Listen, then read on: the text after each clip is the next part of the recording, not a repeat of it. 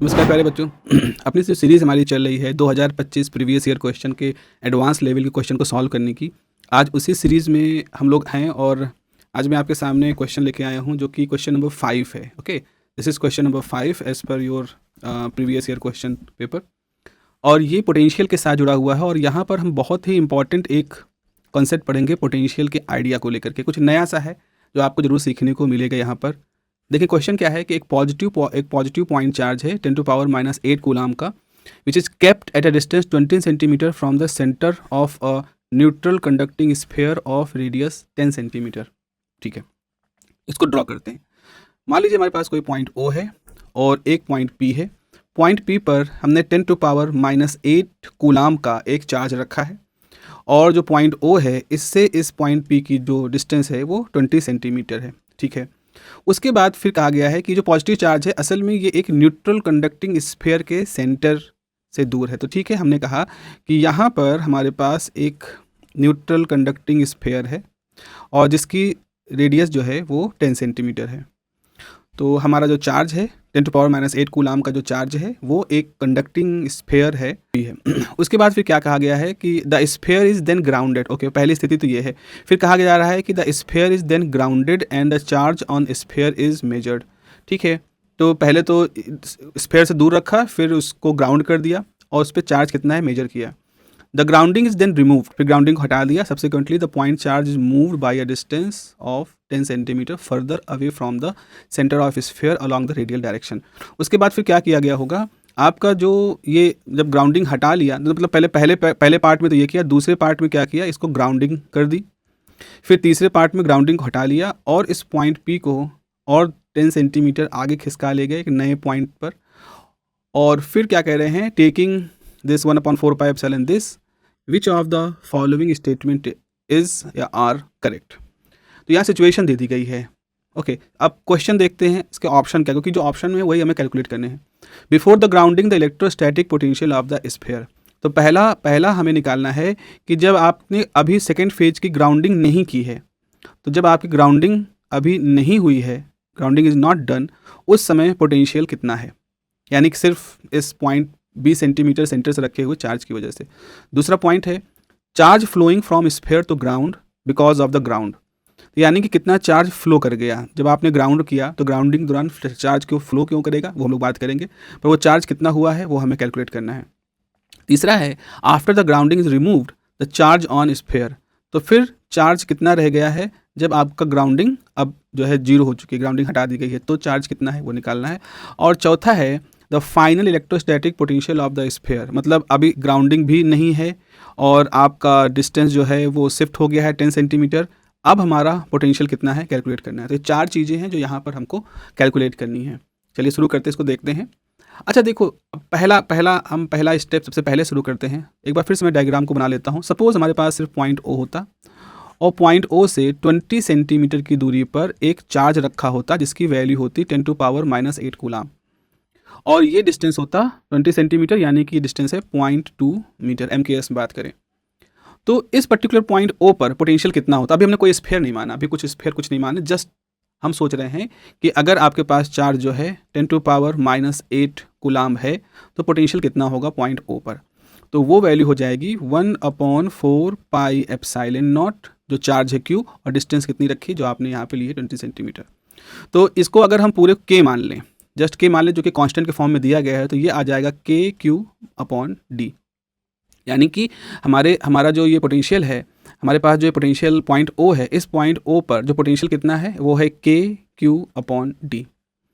Now the situation get change. Situation कैसे change होती है? सिचुएशन इस तरह से चेंज होती है बच्चों कि अब इसके इर्द गिर्द, इसको मैं जरा सा हटा दूँ, इसको मैं आपको ये वैल्यू हटा देता हूँ। फिर अब देखो, अब सिचुएशन ऐसे चेंज हो जाती है कि हमने इसके चारों तरफ एक स्फीयर है, तो होगा क्या, यहाँ पर चूंकि आप देखो यहाँ पॉजिटिव चार्ज है, चूंकि ये प्लस है, ये इस पर माइनस नहीं है, तो प्लस चार्ज है, तो इस प्लस चार्ज की वजह से इंडक्शन होगा, और इंडक्शन की वजह से क्या होगा, यहाँ पर निगेटिव चार्ज इस सरफेस पे इंड्यूस हो जाएंगे because of this positive charge, और अपोजिट डायरेक्शन में इस स्फीयर के ऊपर एक रिलेटिवली पॉजिटिव रीजन वहाँ पर क्रिएट हो जाएगा, यानी कि ये जो चार्ज इंड्यूस हो गए, यहाँ पर मैं कहूँगा आपके जो चार्ज हैं वो इंड्यूस हो गए, चार्ज का इंडक्शन हो गया, तो चार्ज इंड्यूस हो गया। और ये आपने पढ़ा है चार्ज इंड्यूस कैसे होते हैं, अगर आप टच ना कराओ तो अपोजिट चार्जेस अट्रैक्ट करते हैं, उसी कॉन्सेप्ट को फॉलो कर रहा है।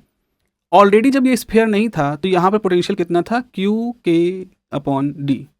बट नाउ अब तो चार्ज डिस्ट्रीब्यूट हो चुके हैं, तो जब चार्ज डिस्ट्रीब्यूट हो चुके हैं तो अब पोटेंशियल कितना होगा ये हमें कैलकुलेट करना है। और यहीं पर सबसे फंसने वाली बात है, जो कि लोग गलती क्या कर लेते हैं, यहाँ पर अब वो इस इंड्यूस चार्ज की वजह से एक पोटेंशियल को कैलकुलेट करना शुरू कर देते हैं, जहाँ से गलती होनी शुरू हो जाती है। यहाँ पर क्या होता है, इस पर्टिकुलर जगह पर आप समझें कि चार्ज डिस्ट्रीब्यूशन क्यों हो रहा है।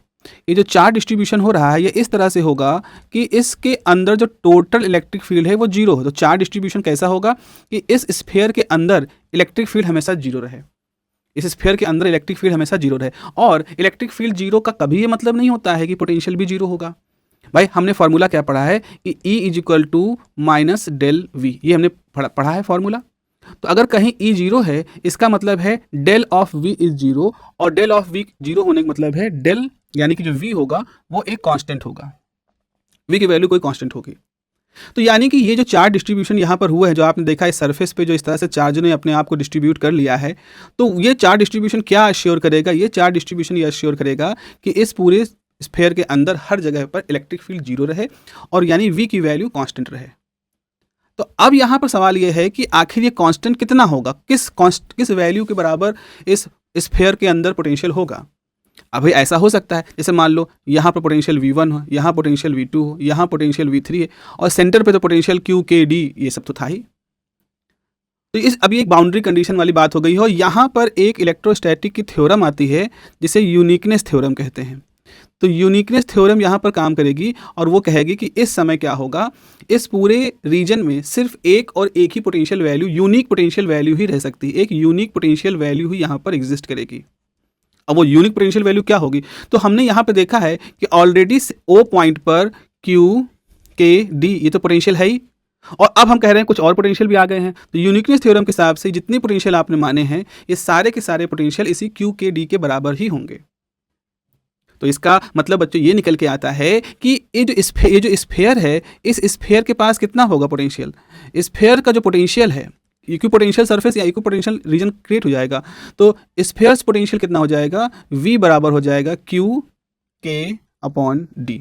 तो K की वैल्यू तो कहा ही गया है 9 × 10⁻⁹ है, और Q की वैल्यू 10⁻⁻8 है, D की वैल्यू 0.2 है, और ये सारा कुछ जो कैलकुलेट करके आएगा this will be about what, this will be about, देखो यहाँ ऐसे कर सकते हो, ये हो जाएगा 9 × 10/1/5 बिकॉज 0.2 इज 5, तो ये जाएगा 450 वोल्ट। तो इसका मतलब है जो आपसे सवाल पहला पूछा जा रहा है, पहला सवाल जो आपसे पूछा जा रहा है, पहला ऑप्शन जो पूछा है, before grounding the electrostatic potential of sphere is what, it is 450 volt. अब हम दूसरे ऑप्शन की तरफ आते हैं। दूसरा ऑप्शन है कि हम ग्राउंडिंग कर रहे हैं। ओके ठीक है, अच्छी बात है। आपके पास ये स्फीयर था, इसका पोटेंशियल था 450 वोल्ट का, अभी देखा है आपने, क्योंकि यहाँ पर एक चार्ज 10⁻⁻8 कूलम का रखा हुआ है, ये सेंटर है, सेंटर से ये कुछ दूरी पर रखा हुआ है, और यहाँ पर ऐसे है कुछ इस सरफेस पर निगेटिव चार्जेस हैं बिकॉज ऑफ इंडक्शन, और इस जगह पर पॉजिटिव चार्जेस हैं। ठीक है, अब मैंने क्या किया, इसको ग्राउंड कर दिया। बहुत अच्छी बात है, आपने ग्राउंड कर दिया। ग्राउंड करने का मतलब क्या हुआ, ग्राउंड करने का मतलब ये हुआ कि आपको इस जो स्फीयर है इसका पोटेंशियल जीरो कर देना, बिकॉज ग्राउंडिंग का मतलब होता है कि आप जिस बॉडी ग्राउंड कर रहे हो उसका पोटेंशियल जीरो हो जाएगा। अब पोटेंशियल जीरो हो गया तो अब कैसे होगा, ऐसा कैसे होगा, क्योंकि यहाँ तो कुछ पोटेंशियल डेवलप है, 450 पोटेंशियल यहाँ डेवलप है। तो ऐसी स्थिति में क्या होगा, तुरंत ही मतलब ऑलरेडी देखो V कितना है, V हमारे पास है Q K अपॉन D। अब क्या होगा, उस दौरान यहाँ सरफेस पर जो ये प्लस चार्ज हैं, इस ग्राउंड से इलेक्ट्रॉन जाएंगे और ये इलेक्ट्रॉन इस सरफेस पे जाके इकट्ठा हो जाएंगे ताकि इन पॉजिटिव चार्जों को न्यूट्रलाइज कर दें। तो जैसे पॉजिटिव चार्जों को न्यूट्रलाइज करेंगे तो आपको कुछ चार्ज यहाँ पर मूव करोगे। मान लो कितना चार्ज मूव किया, मान लो आपने Q चार्ज मूव किया। तो जब ये Q चार्ज मूव करेंगे तो ये चार्ज यहाँ पे जाएंगे, इनका वैल्यू जाएगा Q K, और कहाँ पहुँचेंगे, सिर्फ सरफेस पे रहेंगे, बिकॉज ये सरफेस है, इसकी जो सरफेस है इस पे रहेंगे, तो आपने R ले लिया। और जब ऐसा हो जाएगा तो ये जीरो हो जाएगा, क्योंकि द मोमेंट आप इसको ग्राउंड करोगे उसी समय इतने Q चार्ज इस पर ट्रांसफ़र करेंगे और उस ट्रांसफ़र की वजह से हमारे पास क्या होगा, हमारे पास इस पूरे सरफेस का पोटेंशियल जीरो हो जाएगा। तो अब क्या हो जाएगा, Q K upon D is equal to minus capital Q K upon R. यहाँ कैपिटल क्यू क्या है, कैपिटल क्यू वो है जो चार्ज मूव किया। अब देखो यहाँ दो तरह से कह सकते हो, या तो आप कहो ग्राउंड से इलेक्ट्रॉन सरफेस पे गए, या तो ऐसे कहो, या कह लो सरफेस से पॉजिटिव चार्ज ग्राउंड में गया। हालांकि ग्राउंड एक्चुअल रियलिटी में क्या है, ग्राउंड से इलेक्ट्रॉन मूव करते हैं, क्योंकि सरफेस पे जो है बाउंडेड है, वो जो पॉजिटिव चार्ज वो बाउंडेड है, दे आर नॉट फ्री। तो फ्री चार्ज जो है वो ग्राउंड से आपके सरफेस पे जाएगा उस स्फेयर के। लेकिन कहने के लिए तो हम ऐसे कह सकते हैं कि पॉजिटिव चार्ज लॉस कर गए, पॉजिटिव चार्ज मूव कर गए। यहाँ से के कैंसिल हो गया, तो आपके पास क्यू की वैल्यू कितनी आ गई, आपके पास जो क्यू की वैल्यू हो गई वो हो गई R upon D into Q. तो इतने चार्ज थे जो कि वहाँ पर मतलब मूव कर गए। इनकी वैल्यू कितनी होगी, just let me do this. तो इनकी वैल्यू जो होगी, क्यू बराबर होगी, आर कितना था, आर था हमारा 0.1 यानी 10 सेंटीमीटर था। डी कितना था, 2 मीटर, ये मीटर में है, 10 सेंटीमीटर 20 सेंटीमीटर। चार्ज कितना है, 10⁻⁻8।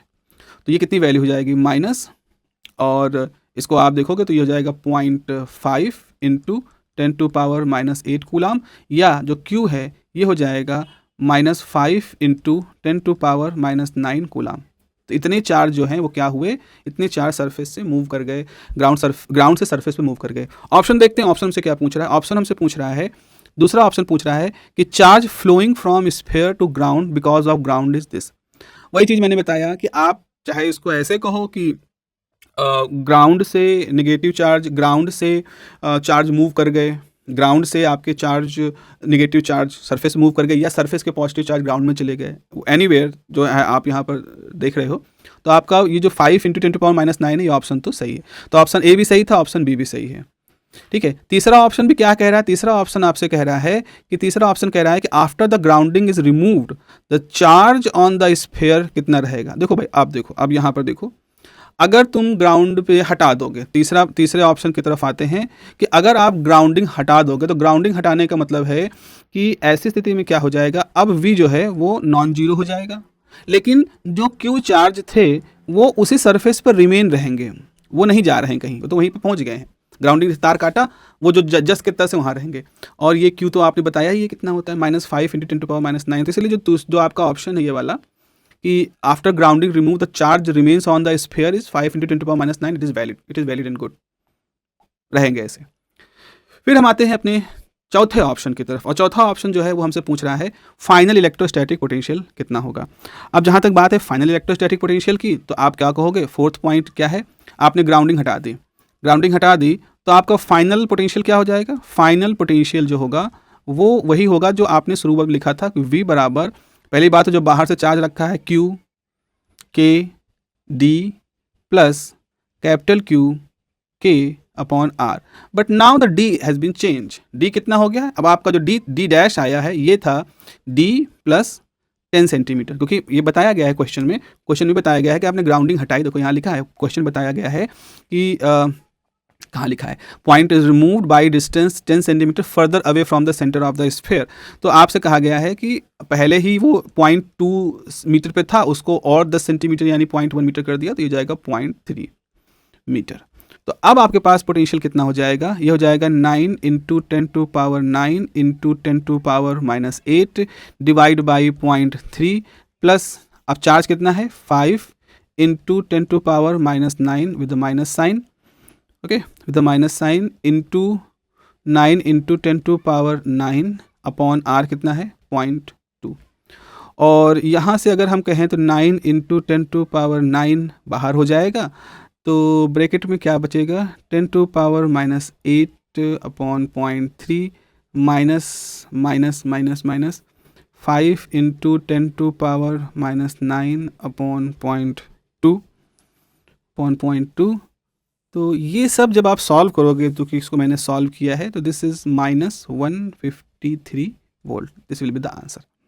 और ये जो आंसर है वो हमारे इस आंसर जो कि लिखा है 300 वोल्ट, इसके बराबर नहीं है। तो इसलिए आपका ऑप्शन सी तो सही होगा, बट ऑप्शन डी गलत हो जाएगा। तो इस तरह से इस सवाल के अंदर हमने क्या क्या पाया, इस सवाल में हमने पाया कि हमारे पास ऑप्शन ए सही है, बी सही है और ऑप्शन सी सही है। 3 ऑप्शन सही हैं, डी जो है वो हमारा यहाँ पर सही ऑप्शन नहीं होगा।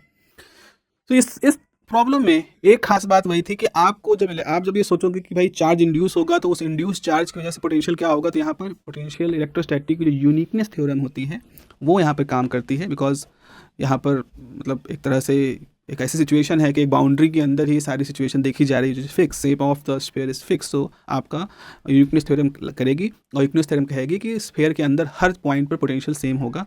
इससे कोई फर्क नहीं पड़ता है कि d माइनस आर है कि d प्लस आर है, everywhere the potential will be same and that potential is वही जो हमने पहले भी डिफाइन कर रखा, Q by D. Okay, have a nice day. अगले सेशन में हम लोग एक और क्वेश्चन को सॉल्व करेंगे। अगर आपने वीडियो को सब्सक्राइब नहीं किया है, चैनल को सब्सक्राइब नहीं किया तो सब्सक्राइब कर लीजिएगा और लाइक शेयर और हाइप के जो ऑप्शन है उनको प्लीज़ यूज करिए। Have a nice day, take care, bye bye.